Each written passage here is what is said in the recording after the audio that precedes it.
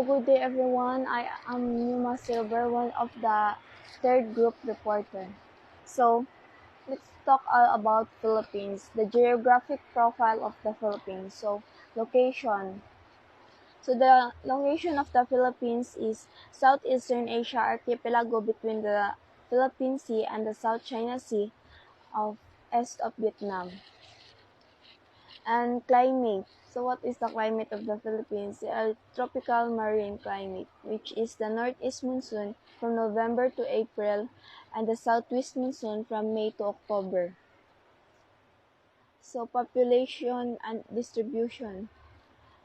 The highest concentration are northwest and south central Luzon, the southwest extension of Luzon, and the island of the Visayan Sea, particularly Cebu and Negros. So, Manila is home to 1/8 of the entire national population of the Philippines. So, natural hazard. What are the natural hazards that may occur in the Philippines? So, first is the storm, which is in Tagalog is bagyo. Second, landslide, active volcanoes, destructive earthquakes, and tsunamis. Volcanism. So there are two most significant volcanic activity that mentioned in this module, which is the Taal and the Mayon eruption. That these two volcanoes may erupt in the near future. So current environmental issues.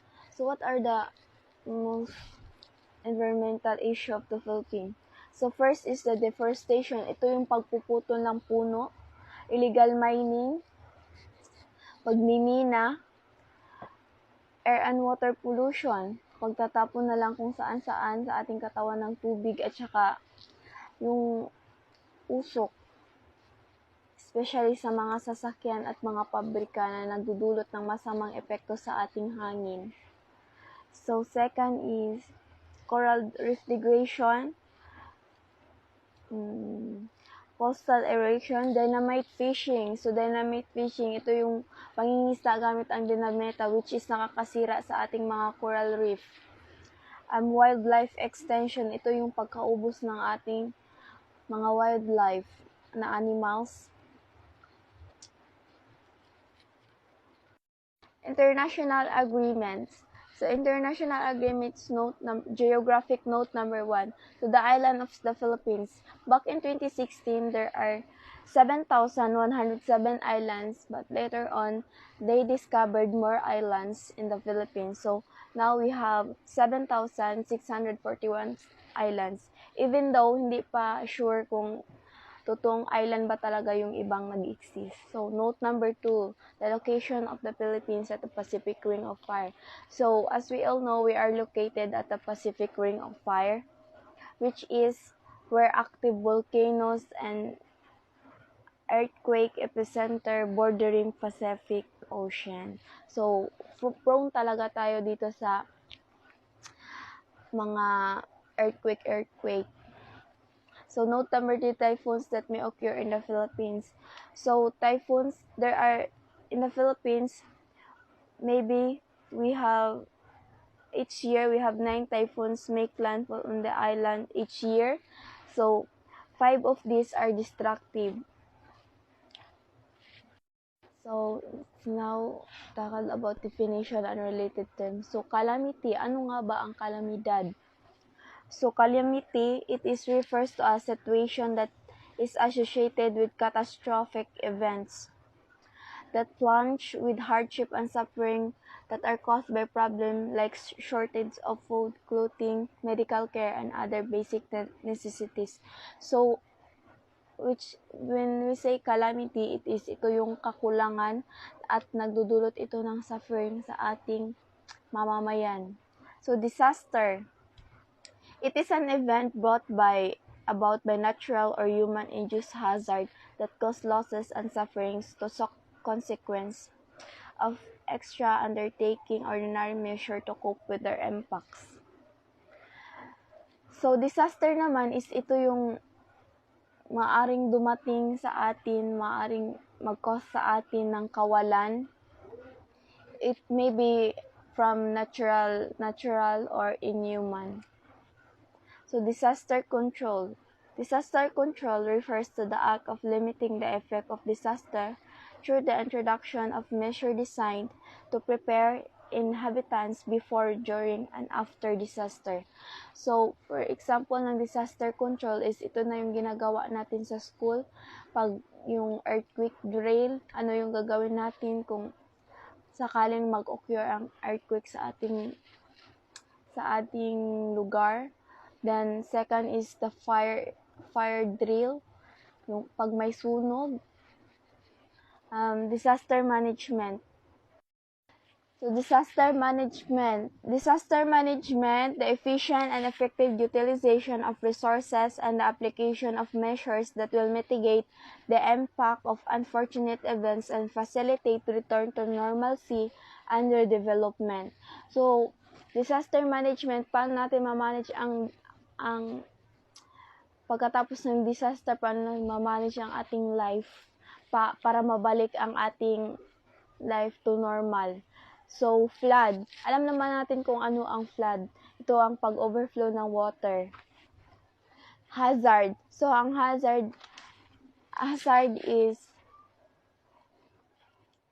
it is may natural or man-made phenomena that threat to people's lives, limbs, properties, and socio-economic condition. So, ito ay isang banta sa atin kung what if gagawa tayo ng sunog sa ating kalikasan, ano yung magiging epekto nito sa atin, banta. So, National Disaster Coordinating Council, sila yung ahensya ng ating gobyerno na kung saan sila yung nag-a-update sa ating Pangulo kung ano na ang nangyayari sa ating kalikasan, sa buong bansa ng buong Pilipinas. So, pollution. Alam naman natin kung ano ang pollution. Like example, water and air pollution, yung polluted na, madumi na. Radioactive fallout. So, one of the best example of radioactive fallout is ito yung pagpasabog ng nuclear. Dust particles of earth and debris.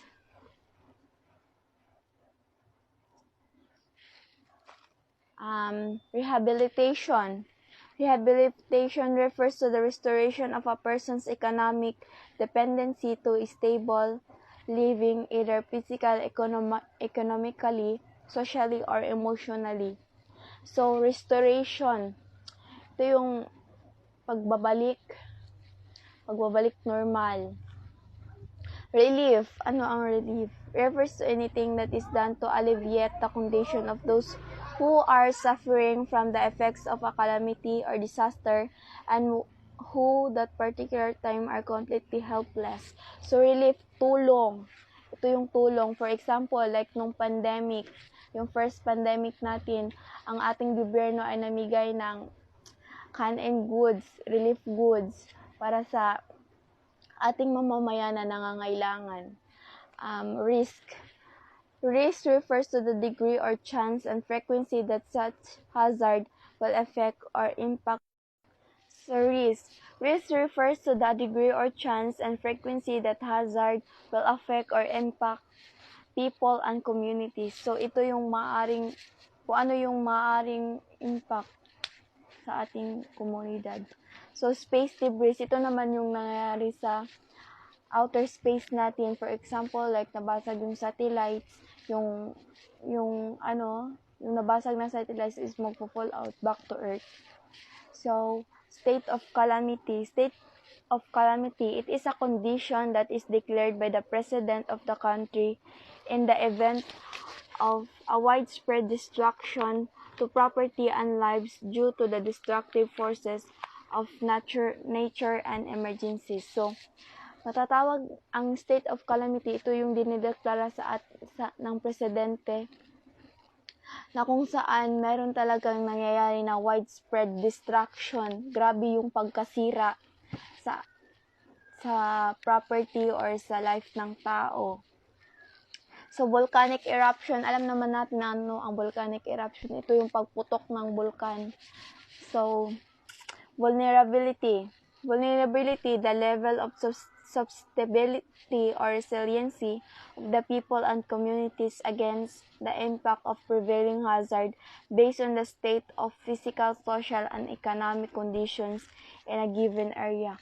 Vulnerable, from the word vulnerable, to yung gaano kahina or ano ang kahinaan ng isang ng people or komunidad.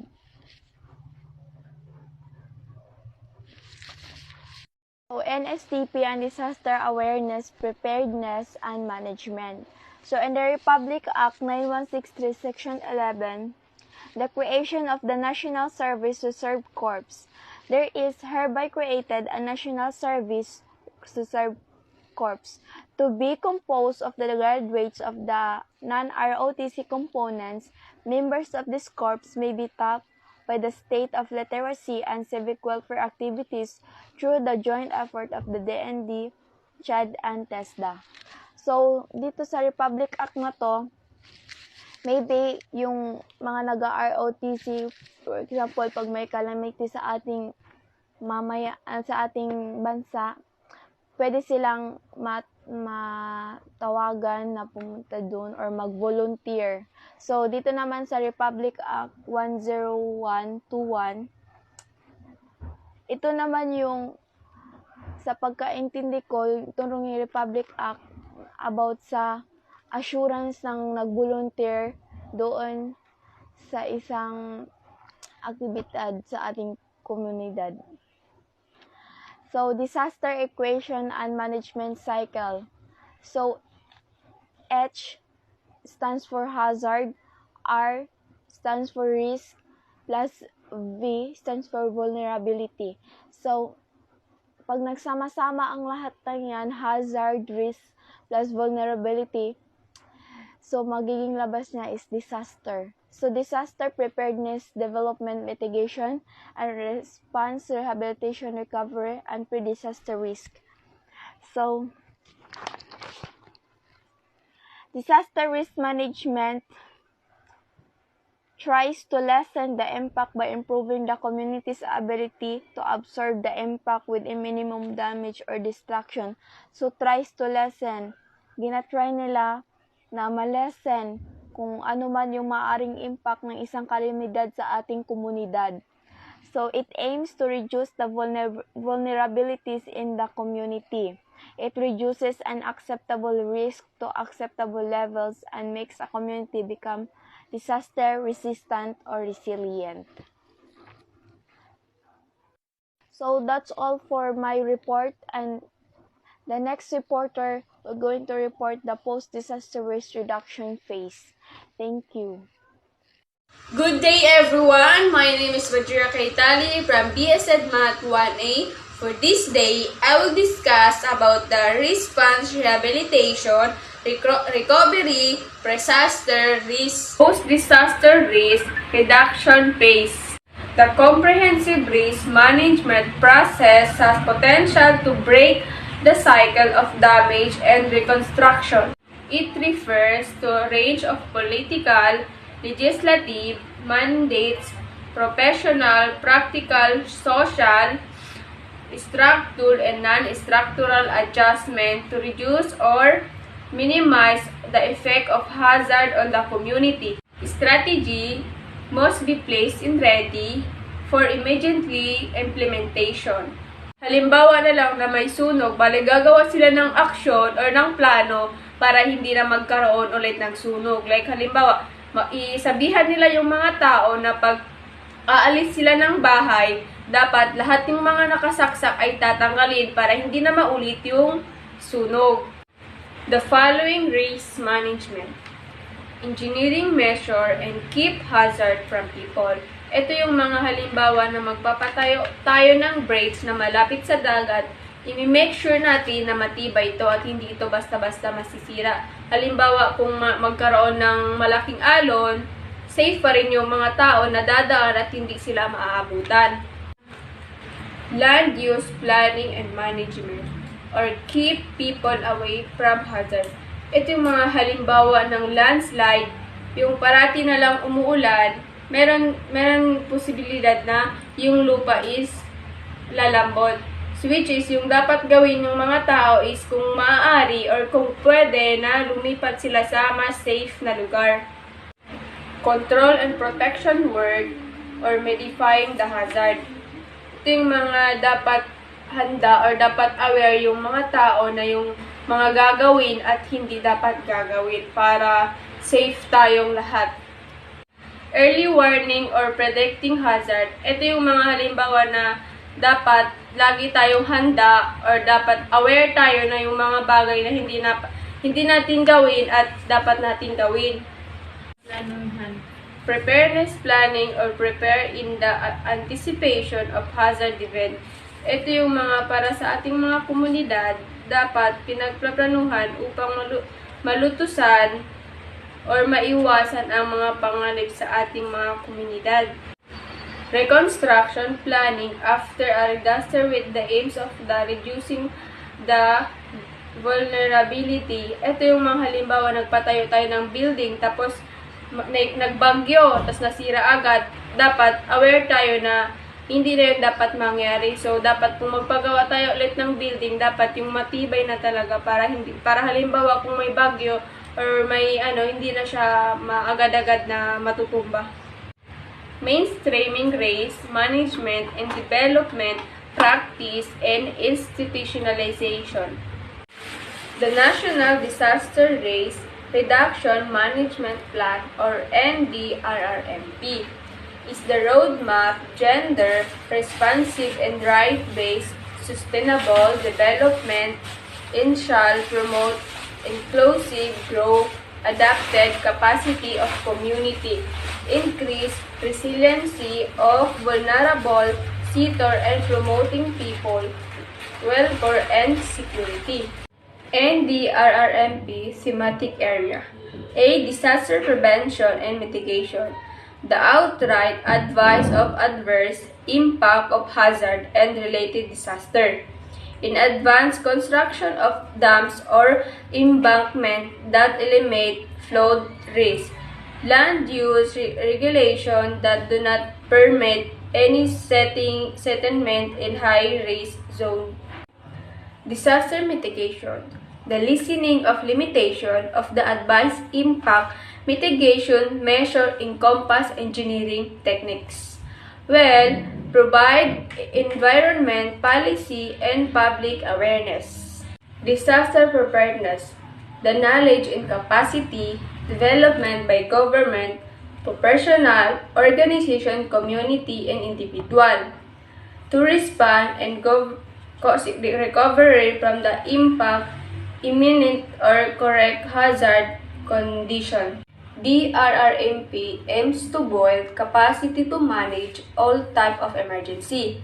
Preparedness based fund of DRR and good linkage warming system include contingency planning, stockpiling, equipment, supply, coordination, evacuation and public information, association, training, and exercise.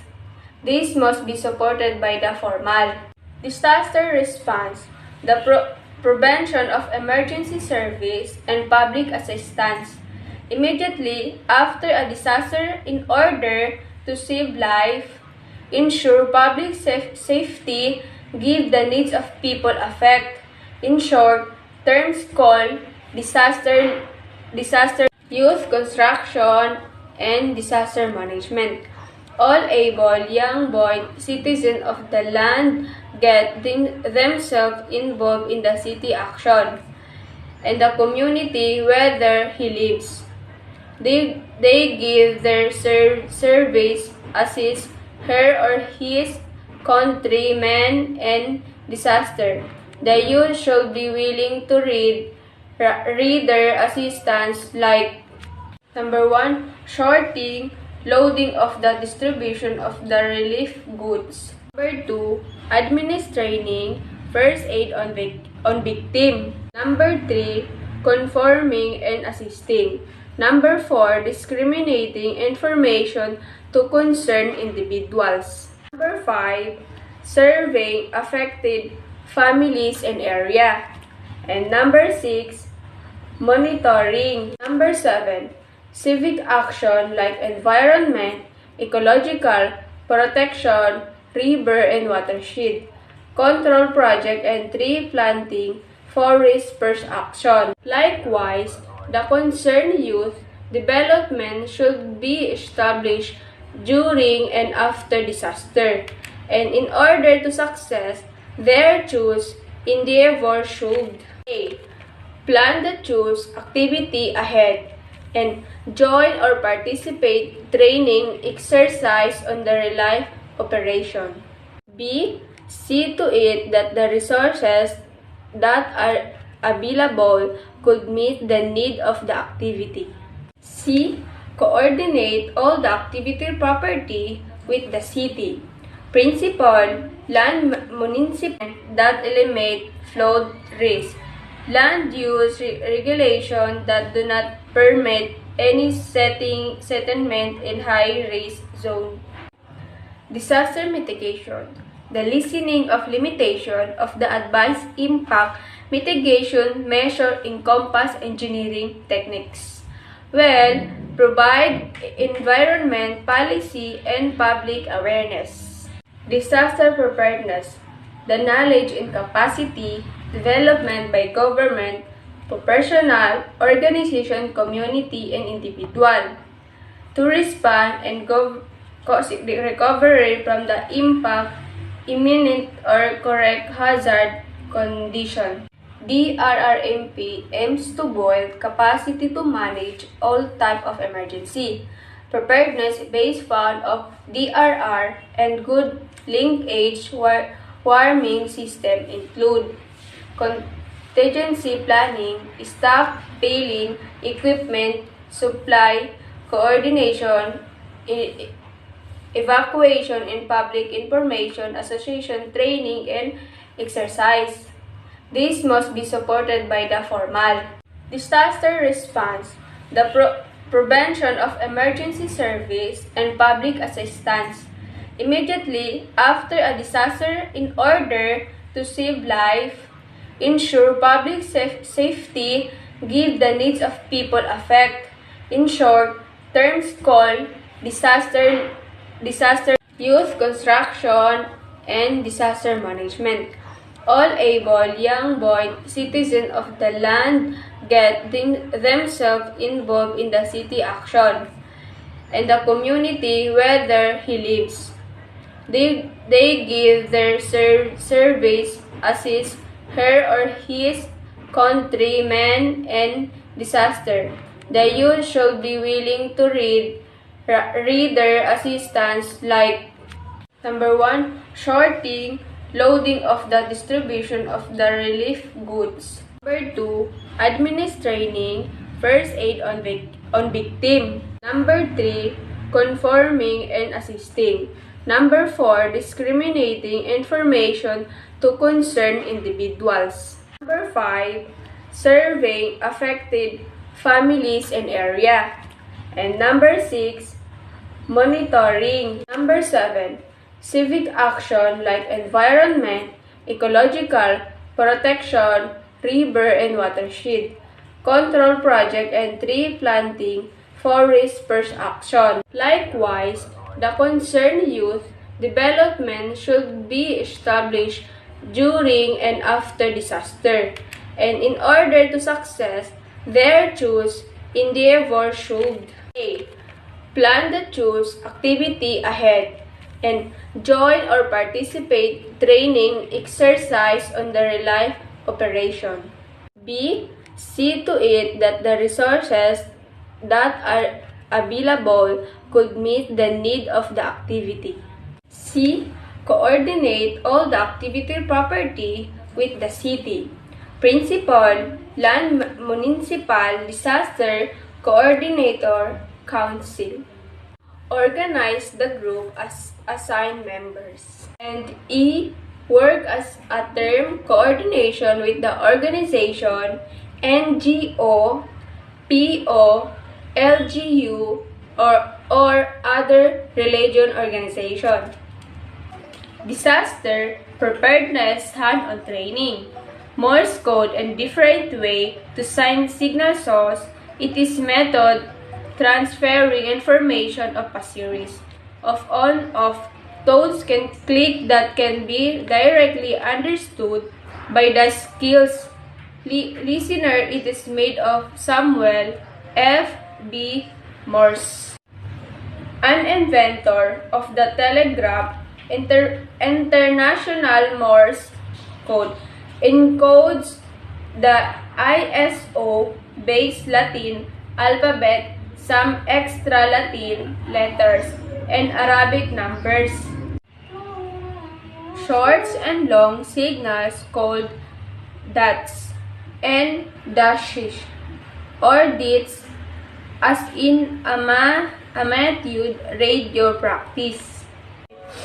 Each Morse code symbol represents either a text character, letter, or number, or a prosing and in represent by the unique sequence of dots and dashes. The duration of a dot is their times the duration of dots. The letters of a word are separated by the space equal to 3 dots. 1 dash, and the word are separated by the space equal to 7 dots. The most common letter in English, the letter E, has the shorted code single dots. In the emergency, Morse code can be sent by improvised method that can be easily keyed on and off. The most disastrous signal is the Save Our Soul or SOS, or the 3 dots, their dashes, and 3 dots are the international recognized. Good day everyone, welcome to my video reporting. I am Evan J. Andrew R. PSED Math 1A. I will discuss to you the different ways to signal SOS fire. There are 5 different ways to signal SOS fire. The first one is whistle. Whistle is much easier to do signal SOS because you will blow 3 times. And if you blow 2 times, which mean is come here. And if you blow 1 times, which means where are you? Like for example, there's an accident. You have whistle. You whistle 2 times. Which means it's come here. And you whistle 1 time, where are you? Parang hinahanap yung saan yung tao na na-stuck up dahil sa aksidente. Flashlight or mobile phone. If you have a target you are attempting to signal, flash out SOS in Morse. 3 short flashes, 3 long flashes, 3 short flashes in each direction. Ito po yung ginagamit pag walang ilaw, tapos may accident na nangyari. Like for example, nasa building ka, tapos may dumaan na helicopter. I-open mo yung flashlight mo ng 3 times para to signal the helicopter. Torch. Torch, build a fire you can signal SOS at night using torch. Ito po, example.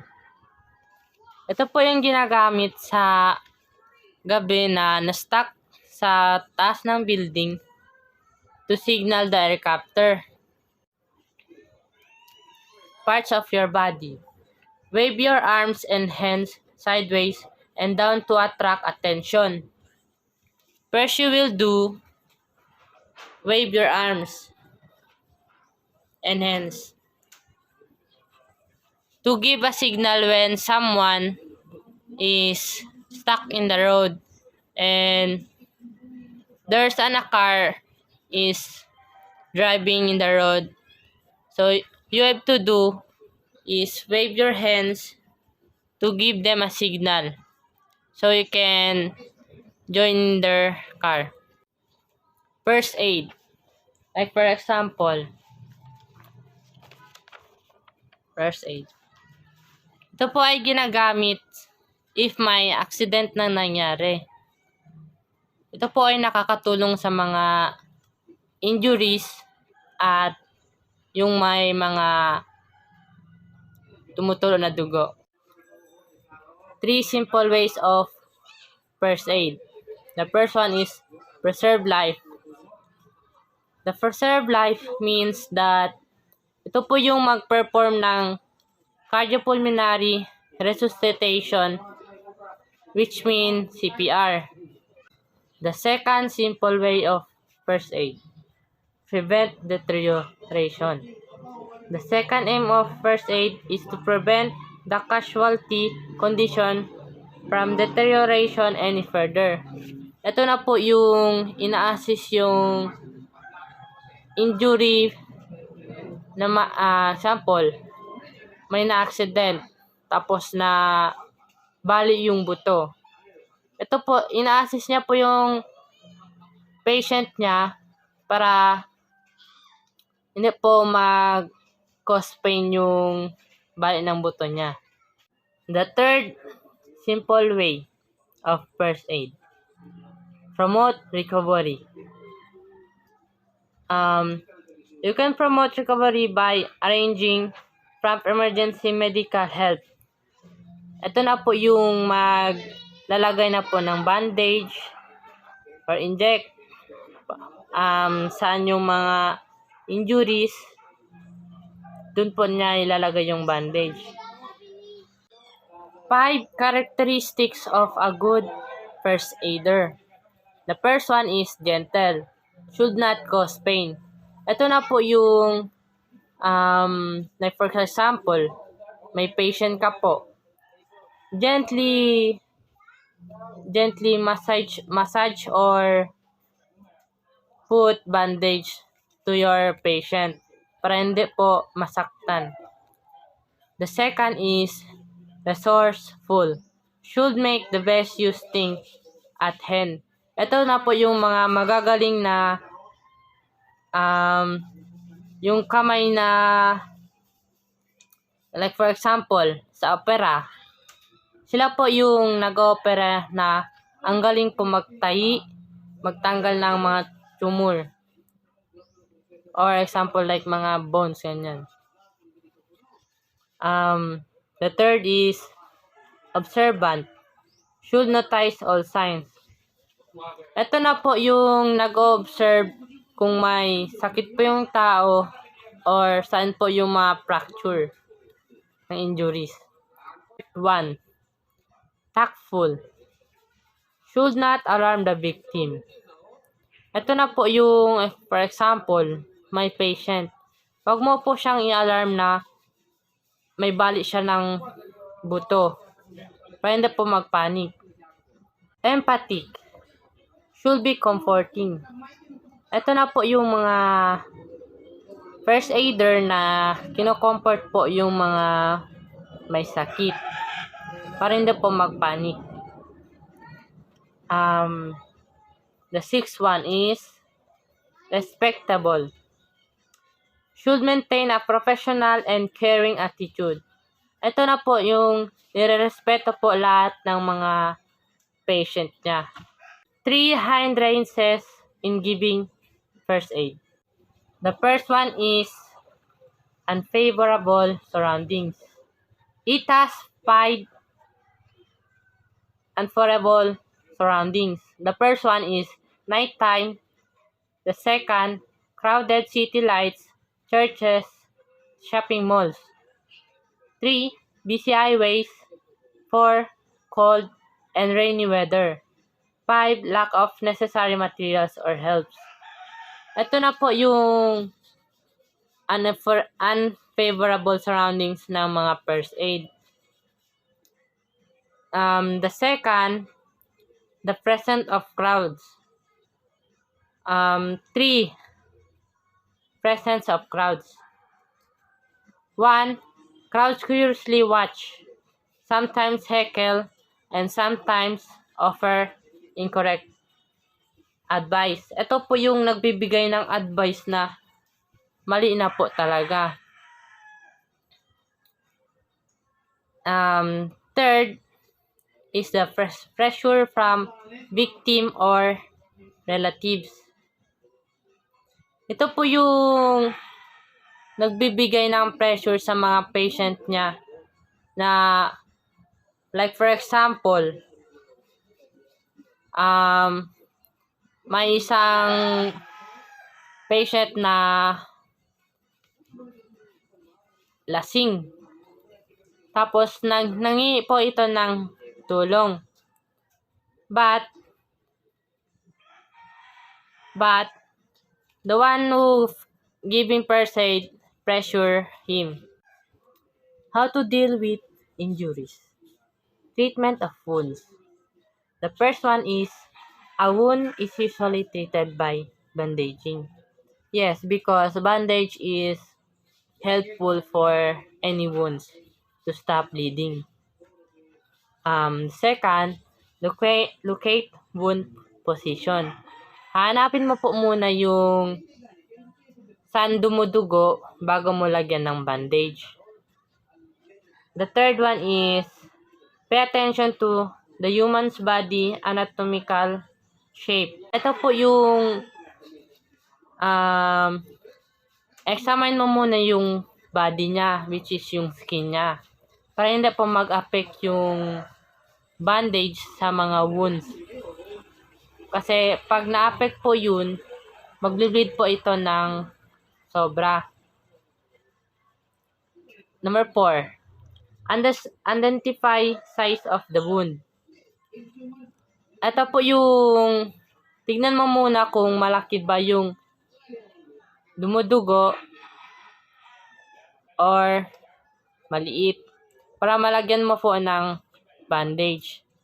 Bandaging is good to everyone that has wound.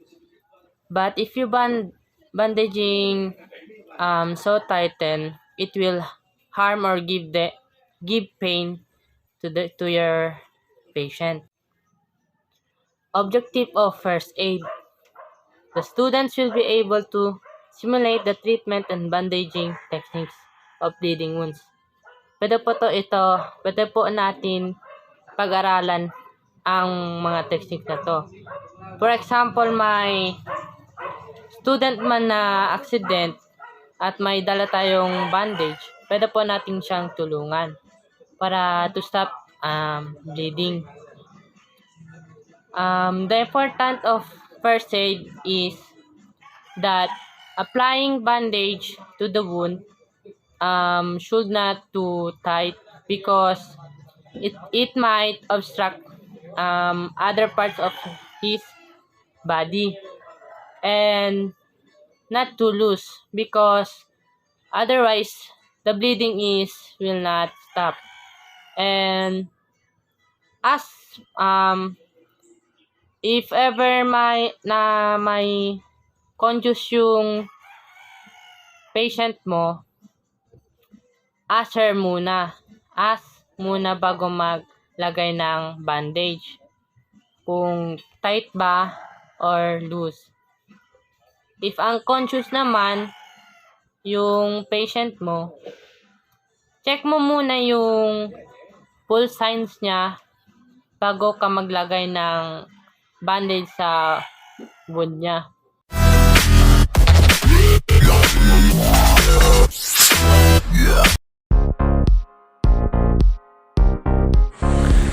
Good day to each and everyone. My name is Joshua Vigirit from BS Ed Math 1A. My topic for today is about protective device. Protective device means is a device intended to protect our dangerous parts. There are 8 examples of protective devices. First is approach safely. Under approach safely there is scene. Scene is kung saan nangyari ang isang aksidente kagaya ng mga kalsada. Second is the rescuer. Rescuer is yung kagaya ng mga ambulance or mga medic. Third is the victim. Victim is sino yung na-aksidente. Fourth is bystander. Bystander means is yung mga tagapagmasid or yung mga tao na nakakita sa isang aksidente. Second is check response. Shake shoulders and gently ask, "Are you alright?" Or "Sir, ma'am, are you alright?" Third is shout for help or tumawag tayo ng sinong makakatulong sa atin upang kargahin or saklolohin ang isang biktima. Fourth, open airway. Dito sa open airway is kailangan ng isang biktima ng hangin. Mga tao ay dapat hindi mag-crowded upang ang isang biktima ay makahinga ng maayos. Fifth is check breathing. Check breathing means is to check the response of a victim kung ito ba ay buhay pa or hindi na. An agonal breathing means abnormal breathing or nahihirapan sa paghinga.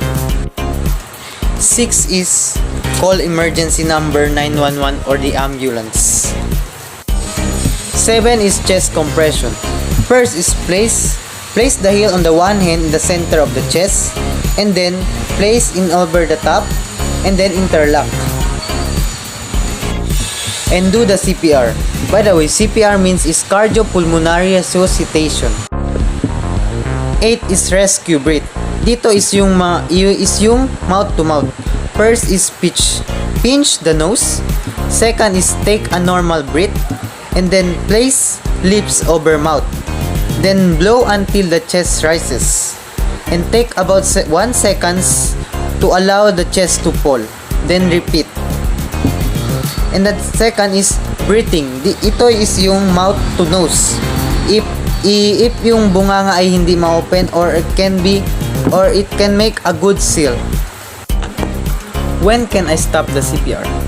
If the victim revives, if ang biktima is may response na or may buhay na, trained help arrives, too exhausted to continue, unsafe scene or hindi ligtas na lugar, physicians directed or do not resuscitate orders, cardiac arrest or no longer than 30 minutes. If wala na siyang buhay, if patay na. Why CPR may fail?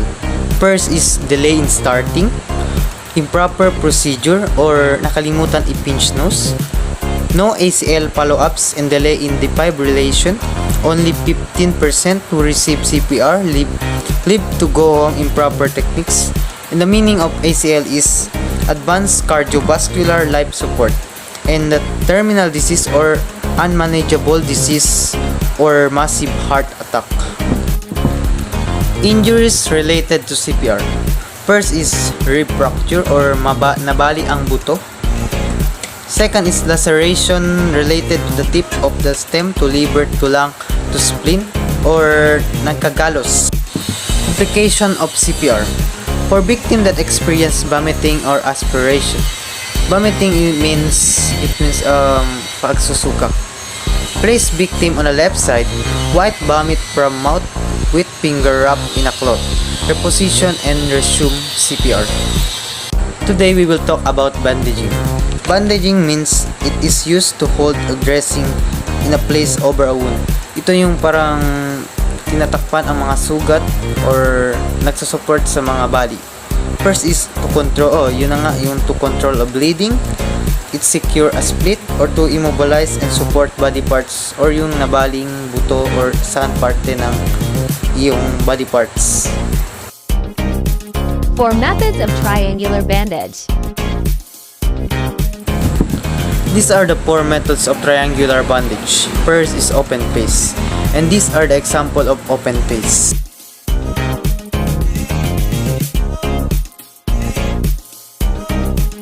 Second is broad cravat face, and these are the example of broad cravat face.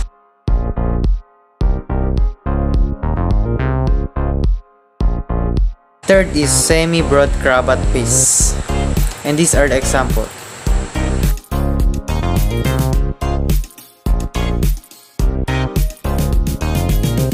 Fourth is narrow cravat face, and these are the examples.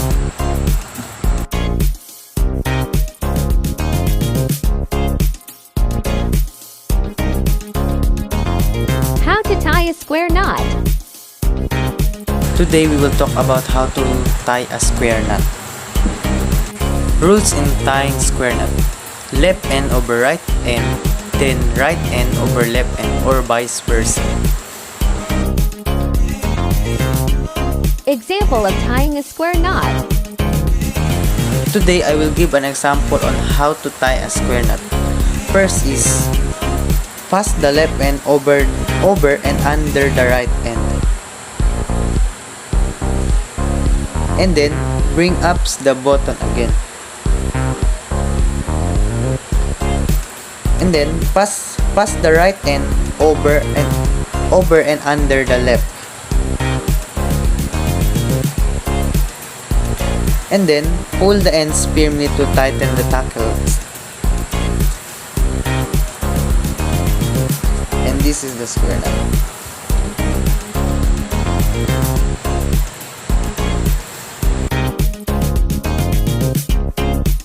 How to untie a square knot. And today we will talk about how to untie the square knot. First is, this is the square knot. First is pull one end and one piece of bandage apart. Pull one end and hold the knot and pull the end through in and out. Then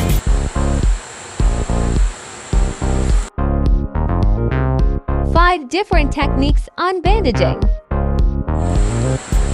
today we will talk about the 5 different techniques on bandaging. First is triangle of forehead or scalp. Second is triangular arm sling. Third is triangle of chest or back. Fourth is cravat of forehead, of head or ear. Fifth is cravat to jaw. First is triangle of forehead or scalp. The triangle of forehead or scalp is used to hold dressing on the forehead or scalp. Ito ay kapag ikaw ay nasugatan sa ulo or may fracture sa ulo. The example of triangle or forehead or scalp.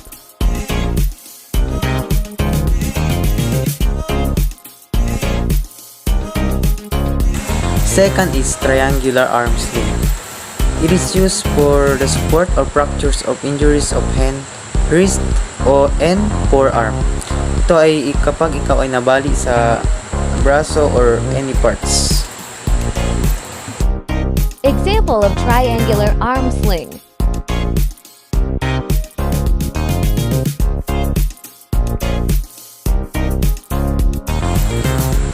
Triangle of chest or back. This bandage is used to hold dressing on burns or wounds of chest or back. Example of triangle of chest or back.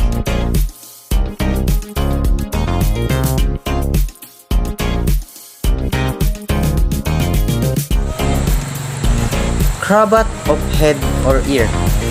The purpose of this bandage is to apply pressure to control hemorrhage from wounds or scalp, or to hold dressing on wounds of ear or lower scalp. Example of cravat of head or ear.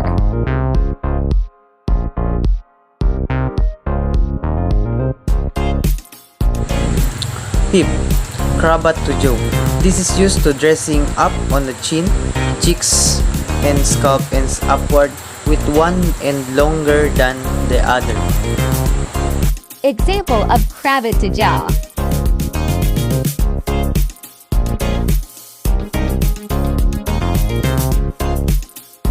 Rappelling.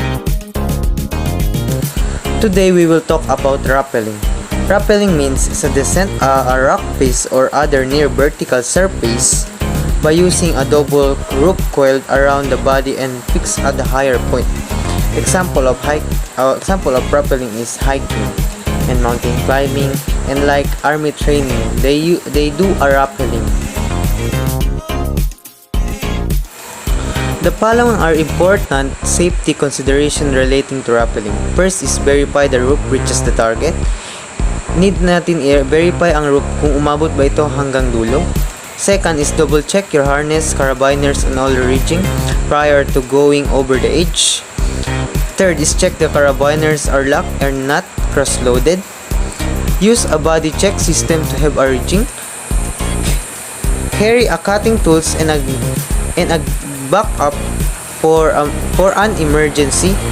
We need to bring a cutting tools if baka mayroong mangyari sa atin na emergency.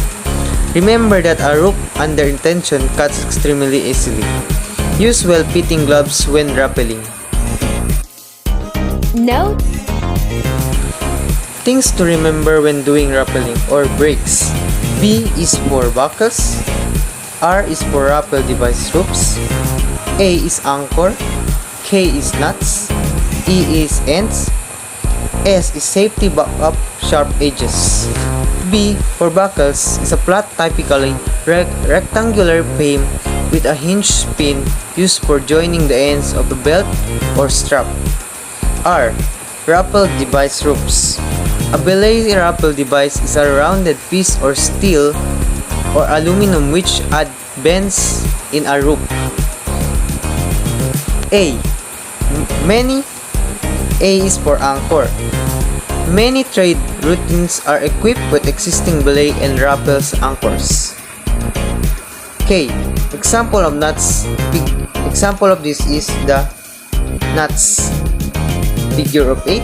Half hitch, half nut, nose nut, overhand nut, sheet bend, slip nut, and square nut. E is for ends. E is for confirm that the ends of your ropes are on the ground. S. Safety back up or sharp edges. Check before you go to rappelling. And that's all. Thanks for watching.